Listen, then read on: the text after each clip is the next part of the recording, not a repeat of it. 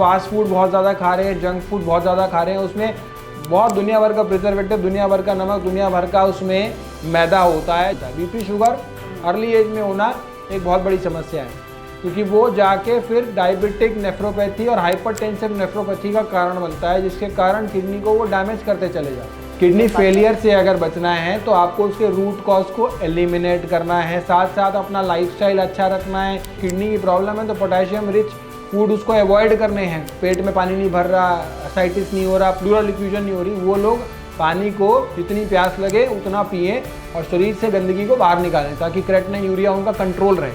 पानी को आराम से बैठ के पिएंगे, खड़े होकर नहीं पिएंगे, ताकि वो पानी ग्रेविटी फोर्स के थ्रू पैरों में ना जाए। स्वागत है आप सभी का नेशनल खबर के खास प्रोग्राम में। और आज बात होगी खास तौर पर युवाओं को लेकर। किडनी फेलियर की जब भी हम बात करते हैं या किसी भी आम समस्या की बात करें तो दिमाग में आता है कि एक उम्र के बाद कोई बीमारी होगी, लेकिन आजकल का समय इतना खराब चल रहा है कि चाहे डायबिटीज हो, चाहे किडनी से जुड़ी समस्या हो, हार्ट से जुड़ी समस्या हो, बचपन में या युवा स्थिति में भी देखने के लिए मिल सकती है।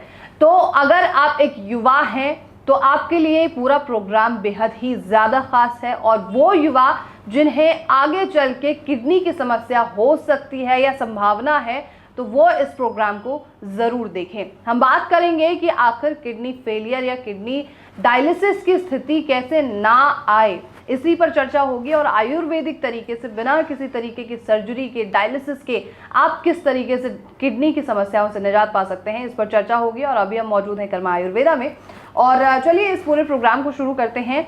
और हमारे साथ मौजूद होंगे कर्मा आयुर्वेदा के डायरेक्टर डॉक्टर पुनीत। बहुत स्वागत है सर आपका। थैंक यू सो मच प्रज्ञा। और किडनी को लेकर हम लगातार चर्चा करते रहते हैं, और इतनी चर्चा हम कर चुके हैं कि मुझे और हमारे जो व्यूअर्स हैं उन्हें नॉलेज किडनी के बारे में बहुत ज़्यादा हो चुके हैं।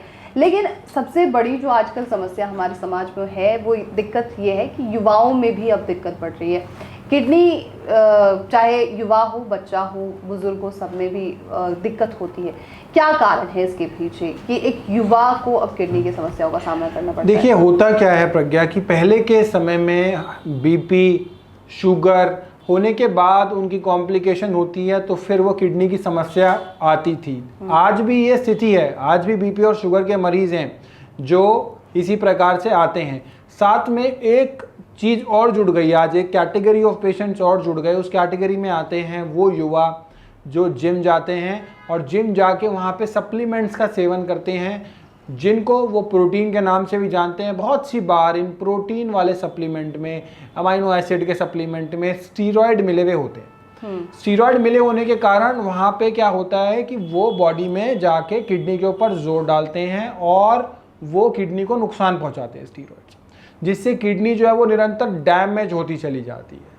और वही स्टीरॉयड जो है वो किडनी को डैमेज करके किडनी को फेलियर की तरफ ले जाते हैं। तो वो जो सप्लीमेंट्स आप ले रहे हैं, हो सकता है उनमें स्टीरॉयड्स हों, और अगर खास तौर पे एकदम से लेने के बाद आपकी मसल्स डेवलप हो गए, आपके बाइसेप्स बन गए, आपके ट्राइसेप्स बन गए, तो आप समझ लीजिए कुछ गड़बड़ है।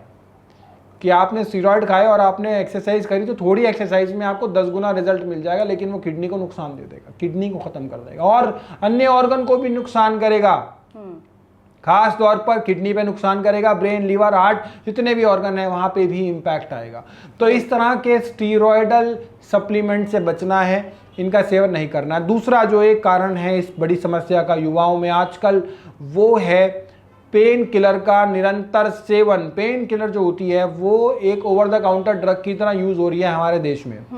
किसी को सर का दर्द हुआ, किसी को घुटने में दर्द हुआ, गए पेन किलर ले ली, खाया और पूरा दिन निकाल दिया। आपने पेन का इलाज नहीं किया, आपने पेन को दबा दिया पेन किलर खा के, और पूरा दिन आपने अपना नॉर्मल और रेगुलर बिता लिया। तो वही पेन किलर जाके आपके शरीर के अंगों को नुकसान पहुंचाता है, शरीर के ऑर्गन्स को नुकसान पहुंचाता है, और साथ साथ किडनी को वो डैमेज करता चला जाता है। ये दो मुख्य कारण हैं बीपी और शुगर के अलावा। इन दोनों से आपको बचना, और ये हमारे हाथ में, हम इनसे बच सकते हैं। Knowledge is power. आप पावरफुल तब होंगे जब आप नॉलेजेबल होंगे आपको क्या नहीं करना किडनी से बचने के लिए। बिल्कुल सही है। तो ये दो मुख्य कारण हैं, एक तो जिम जाके जो स्टेरॉइड्स ले रहे हैं या प्रोटीन शेक्स जो लगातार सेवन हो रहा है, और एक पेन किलर हो गया। किन सावधानियों को बरतना बेहद ज़रूरी है जब आप युवा उम्र में हैं और किडनी की समस्या ना हो इसके लिए? सबसे पहले तो आजकल युवाओं में डायबिटीज़ भी देखने को मिल रही है। डायबिटीज़ के कारण जो होता है HbA1c बहुत ज़्यादा बढ़ गया। वो बढ़ी हुई डायबिटीज़, बढ़ी हुई शुगर किडनी को निरंतर नुकसान देती है, नुकसान देके वो डैमेज करती है। बीपी बहुत ज़्यादा रेगुलर हो गया क्योंकि फास्ट फूड बहुत ज़्यादा खा रहे हैं, जंक फूड बहुत ज़्यादा खा रहे हैं, उसमें बहुत दुनिया भर का प्रिजर्वेटिव, दुनिया भर का नमक, दुनिया भर का उसमें मैदा होता है जो जाके अनेक बीमारियों का कारण बनता है। बीपी शुगर अर्ली एज में होना एक बहुत बड़ी समस्या है क्योंकि वो जाके फिर डायबिटिक नेफ्रोपैथी और हाइपरटेंसिव नेफ्रोपैथी का कारण बनता है, जिसके कारण किडनी को वो डैमेज करते चले जाते हैं।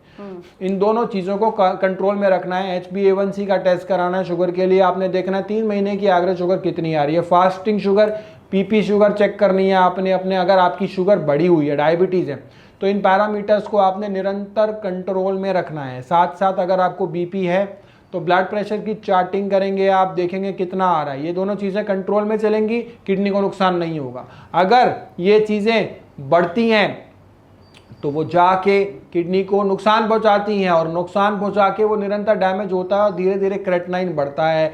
जब मरीज आते हैं उनका क्रेटनाइन कई बार बहुत ज़्यादा नहीं बढ़ा होता, 2 की रेंज में, 3 की रेंज में होता है, लेकिन वो निरंतर बढ़ता चला जाता है और डायलिसिस और ट्रांसप्लांट की स्थिति उत्पन्न हो जाती है।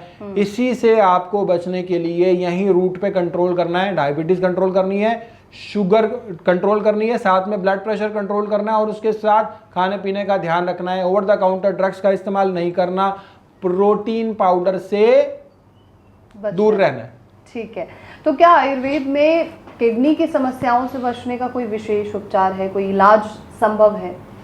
किडनी फेलियर से अगर बचना है तो आपको उसके रूट कॉज को एलिमिनेट करना है। साथ साथ अपना लाइफस्टाइल अच्छा रखना है, हेल्दी डाइट खानी है। आपको देखना है कि नमक वाली चीज़ें, BP है तो अवॉइड कर दिया आपने। पोटेशियम, अगर किसी को किडनी की प्रॉब्लम है तो पोटेशियम रिच फूड उसको अवॉइड करने हैं, क्योंकि फ्रूट जितने भी है वो अवॉइड करने, उन सब में पोटेशियम होता है। पोटेशियम बढ़ता है तो वो हार्ट को फंक्शनिंग को रोक देता है। जो स्पेशली किडनी पेशेंट है उनको ये चीज़ें अवॉइड करनी है, एक्सेप्ट बारिंग 2 से 3 फ्रूट्स, सारे फ्रूट्स उनको अवॉइड करने हैं। साथ साथ किडनी पेशेंट्स को खाने पीने का स्पेशल ध्यान रखना है, प्रोटीन की मात्रा कम करनी है। बहुत सी बार कंफ्यूजन होती है किडनी पेशेंट पानी कितना पिए। बहुत सी बार लोग कहते हैं पानी कम पियो, बहुत सी बार कहते हैं पानी ज़्यादा पियो, टॉक्सिन निकालो, और कई लोग कहते हैं पानी कम पियो, आपके टॉक्सिन्स, किडनी आपकी काम नहीं कर रही, जोर पड़ेगा। आज मैं इस कंफ्यूजन को भी दूर कर देता हूँ। किडनी की प्रॉब्लम में पानी आपको ना बहुत ज़्यादा कम पीना है, ना बहुत ज़्यादा अधिक मात्रा में पीना है। कितनी मात्रा में पीना है?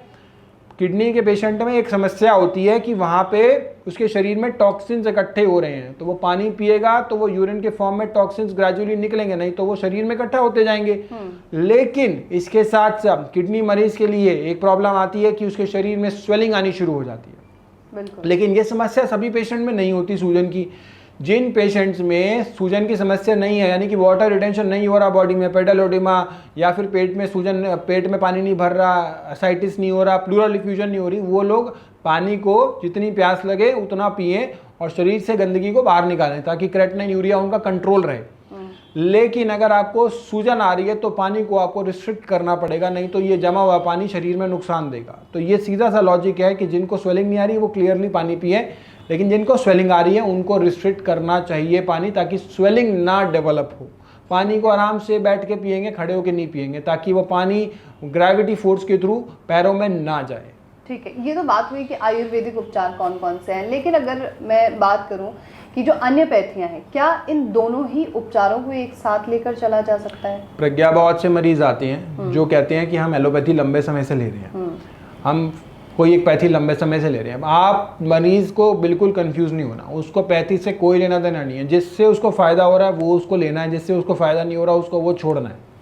अगर आपको किसी भी चीज़ से फ़ायदा हो रहा है तो हम जनरली जो उनकी करंट मेडिकेशन है उसके साथ अपनी मेडिसिन को चलाते हैं इनिशियली, और फिर ग्रेजुअली चीज़ें इंप्रूव होती हैं, स्मूथ होती हैं, तो फिर एलोपैथिक मेडिसिन को ग्रेजुअली टेपर डाउन किया जा सकता है। बट उनके ऊपर डिपेंडेंसी होती है, तो ऑल ऑफ अ सडन उसको we cannot taper it down, we have to make sure that both the things are continuing simultaneously, and as and when we are getting the results we can gradually taper down the modern counterpart. Okay, as you said कि मतलब समय के हिसाब से दवाइयाँ छुड़वाई जाती हैं, तो वो समय कब आता है कि GFR का टेस्ट है, we have got renal scan DTP। Renal scan DTP आप टेस्ट कराएंगे, उसके अंदर देखेंगे how much the current GFR is, glomerular filtration rate आपका कितना है, 1 मिनट में आपकी किडनी छन्नी की तरह कितना छान रही है। जब वो 15 ml से ऊपर है, डायलिसिस की जरूरत नहीं है आपको।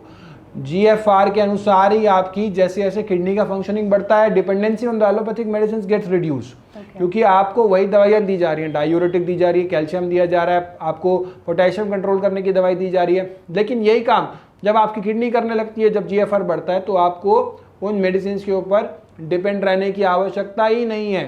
तो ग्रेजुअली कम होगा जब किडनी का फंक्शन बढ़ेगा। एक आपने एलोपैथिक मेडिसिन लेके मेंटेन कर लिया, बॉडी को मेंटेन कर लिया। अब दूसरा आप ये समझिए कि आप साथ में किडनी के फंक्शनिंग को बढ़ा रहे हैं। आप एक पेशेंट अगर वेंटिलेटर पे है और वो वेंटिलेटर पे मेंटेन हो रहा है, वो ठीक नहीं हो रहा, वेंटिलेटर के साथ उसको दवाई दी जाती है, उसका इलाज किया जाता है, तब वो जाके वेंटिलेटर से हटता है। इसी प्रकार से एक प्रकार की मेडिसिन आपकी चलेंगी मेंटेन करने के लिए, दूसरी प्रकार की मेडिसिन आपकी किडनी के फंक्शन को इम्प्रूव करने के लिए चलेंगी। एक नहीं, सैकड़ों नहीं, हजारों ऐसे मरीज हैं जिनका GFR इंप्रूव हुआ है, जिनका किडनी का फंक्शनिंग इंप्रूव हुई है, जिनका क्रेटिनाइन में इंप्रूवमेंट आई है, यूरिया में इंप्रूवमेंट आई है, और आज वो स्वस्थ हैं। डायलिसिस बहुतों का छूटा है, ट्रांसप्लांट की आप बोल दिया गया था जिनको ट्रांसप्लांट की जरूरत नहीं पड़ी है, ऐसे बहुत सारे मरीज। तो हम ऐसा कह सकते हैं कि आयुर्वेद एक विकल्प हो सकता है किडनी ट्रांसप्लांट का या डायलिसिस का, right sir? Dialysis and transplant are the maintenance procedure, specially dialysis, वो मेंटेनेंस करा रहे हो आप बॉडी की। आपने बॉडी को मेंटेन कर लिया, आपने थोड़ा सा समय ले लिया, आपने जीवन का समय बाय कर लिया डायलिसिस करा के, लेकिन इलाज नहीं हुआ, किडनी के फंक्शन को नहीं इंप्रूव किया। किडनी के फंक्शन को इंप्रूव करने के लिए मेडिसिन के साथ साथ डायलिसिस पर डिपेंडेंसी कम की जा सकती है। तो this is a long term scenario जो मैं आपको बता रहा हूँ, एकदम से नहीं होता। ग्रेजुअली डायलिसिस सप्ताह में 2 बार हो रहा है, सप्ताह में 1 बार, 10 दिन में 1 बार, 15 दिन में 1 बार। So we can gradually taper that dialysis down and gradually increase the Ayurvedic counterpart, ताकि दोनों बैलेंस रहें। और साथ साथ किडनी के टेस्ट हम कराते हैं जिससे पता चलता है किडनी की फंक्शनिंग कितनी है। तो सब कुछ सामने है, पीछे कुछ नहीं है, आगे ही आएगा। What is the success rate? जब युवाओं की बात आती है तो सक्सेस रेट क्या है आयुर्वेद का खासतौर पर? सक्सेस रेट काफ़ी अच्छा होता है युवाओं में as compare to other patients में, क्योंकि इनके यहाँ पे कोई क्रोनिक बीमारी नहीं होती। बीपी का होना या शुगर का होना ये एक प्रकार की क्रोनिक बीमारी हो जाती है जो शरीर में घर बना लेती है। अब लेकिन युवाओं में जिनकी किडनी मान लीजिए किसी पेन किलर की वजह से, स्टेरॉइड की वजह से खराब हुई है, उनके केसेस में रिकवरी रेट बेटर देखने को मिलते हैं एज कंपेयर टू जहाँ पे एक किडनी क्रोनिक बीमारी की वजह से ठीक हो। So there is a difference between these two things, और यहाँ पे रिजल्ट्स हमें बेटर देखने को मिलते हैं, रिजल्ट जल्दी देखने को मिलते हैं। ठीक है, कर्मा आयुर्वेदा में जो युवा आ रहे हैं या जो ट्रीटमेंट ले रहे हैं, सक्सेस रेट की हम एक तो बात कर चुके हैं, पर उनमें इम्प्रूवमेंट किस तरीके से देखने के लिए मिलता है? कर्मा आयुर्वेदा में पेशेंट आते हैं तो उनके टेस्ट कराए जाते हैं, हम देखते हैं उनका करंट GFR कितना है एंड देन उनकी करंट मेडिकेशंस क्या चल रही है। साइमल्टेनियसली उनकी फिजिकल कंडीशन को थॉरोली असेस किया जाता है। उस असेसमेंट के बाद हम उनको मेडिसिन्स देते हैं, डाइट देते हैं, योग, एक्यूप्रेशर, मेडिटेशन, एक कंप्लीट सिनर्जिस्टिक पैकेज देते हैं जहाँ पे पेशेंट को ग्रेजुअली वो सब चीज़ें लाइफस्टाइल चेंजेस करके उसे फॉलो करनी होती है। और जैसे जैसे किडनी का फंक्शन बढ़ता है वैसे वैसे उनका डायलिसिस और जो एलोपैथिक मेडिसिन है उनको कम किया जाता है। बेसिक जो होता है इसमें 2 से 3 महीने का समय लगता है। इसके अंदर KFT भी रेगुलर कराया जाता है, रीनल स्कैन DTPA भी कराया जाता है बिफोर का, एंड देन अगेन एक DTPA स्कैन कंडक्ट किया जाता है 3 से 4 महीने के बाद। तो किडनी के फंक्शन में कितना डिफरेंस आया वो हमें क्लियर कट पता चल जाता है इस पर। ठीक है, thank you so much doctor Puneet, thank you for the information. तो ये थी पूरी जानकारी, और आखिर किस तरीके से आप अपने जीवन शैली में बदलाव करें, खान पान से लेकर तमाम अन्य चीज़ों में किस तरीके की सावधानियां बरतें, इन पर चर्चा हो चुकी है। और आपके मन में अगर इस पूरे प्रोग्राम के दौरान कोई भी सवाल हो तो वो आप हमसे ज़रूर पूछें, और इस तमाम खबरों के लिए आप नेशनल खबर के साथ बने रहें।